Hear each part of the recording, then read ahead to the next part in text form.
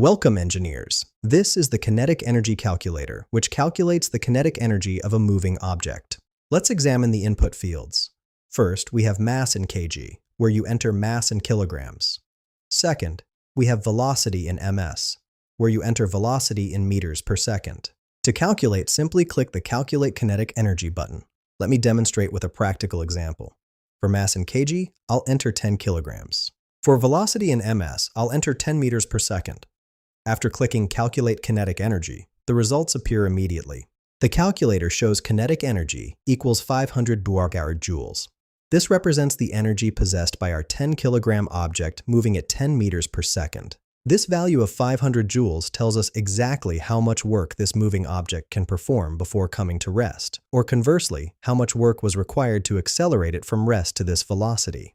This calculation is fundamental for designing safety systems, impact analysis, and energy transfer mechanisms in mechanical systems. Whether you're analyzing projectile motion, vehicle dynamics, or rotating machinery, this calculator provides instant kinetic energy values for your engineering calculations. Find the link in the description below.